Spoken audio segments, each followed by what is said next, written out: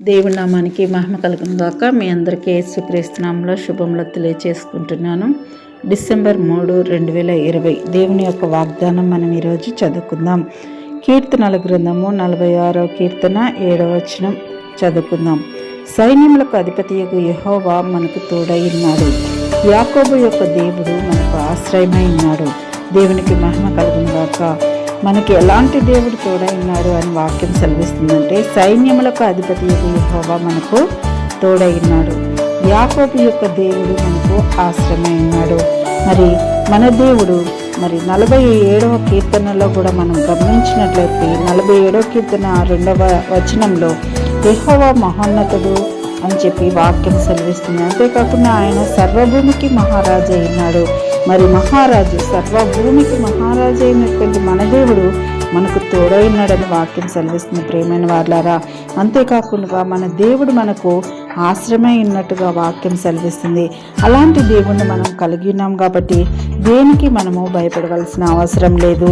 మరి అదేవిధంగా 48వ కీర్తన 14వ వచనం మనం చూసుకున్నట్లయితే, ఈ దేవుడు సదాకాలము మనకు దేవుడై ఉన్నాడు. మనకు తోడైన దేవుడు సదాకాలం ఉన్నటువంటి దేవుడు కాబట్టి, అలాంటి సదాకాలం ఉన్నటువంటి దేవుడు మనకు తోడుగా ఉన్నాడు కాబట్టి మరణం వరకు ఆయన మనల్ని నడిపించడని వాక్యం సెలవిస్తుంది. కాబట్టి మనం దేని కొరకు భయపడవలసిన అవసరం లేదు, దేని కొరకు చింతపడవలసిన అవసరం లేదు. మనము అలాంటి దేవుని కలిగి ఉన్నాము. దేవుడు మనకు ఆశ్రమై ఉన్నాడు కాబట్టి మనము ఈ రోజున దేవుడు ఈ వాగ్దానం ద్వారా మనల్ని బలపరచాలని కోరుకుంటూ ప్రార్థన చేసుకున్నాం. మహాగణుడా, మహోన్నతుడా, నీకు వందనములు, స్తోత్రములు, స్తుతులు తండ్రి. గడిచిన దినమంతా మా కుటుంబాలను కాచి కాపాడి మాకు తోడయ్యి మాకు ఆశ్రమైన దేవా స్తోత్రము.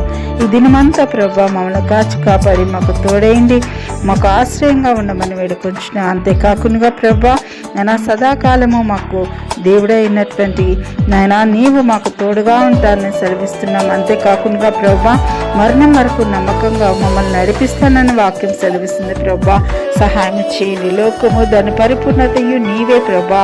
కాబట్టి అలాంటి గొప్ప దేవ నీవు మాకు తోడైనందుకు, మాకు ఆశ్రమైనందుకు నీకు వందనాలు చెల్లించుకుంటే దినమంతా నీ రెక్కల నీళ్ళ భద్రపరిచి ఈ వాక్యం వింటున్న ప్రతి ఒక్క బిడ్డల్ని దీవించి ఆశీర్వదించి వాగ్దానం ద్వారా వాళ్ళ జీవితాలను నాయన స్థిరపరిచి బలపరిచి నీలో అంటికట్టబడి వర్ధిల్లే కృపలానికి వాళ్ళ కుటుంబాలను కూడా దీవించి మమ్మల్ని అందరినీ నీ రెక్కల నీళ్ళ భద్రపరచుకోమని యేసు సర్వశక్తి గల నామములో ప్రార్థన అడిగి వేడుకొంచున్నాను తండ్రి. ఆమేన్. God bless you.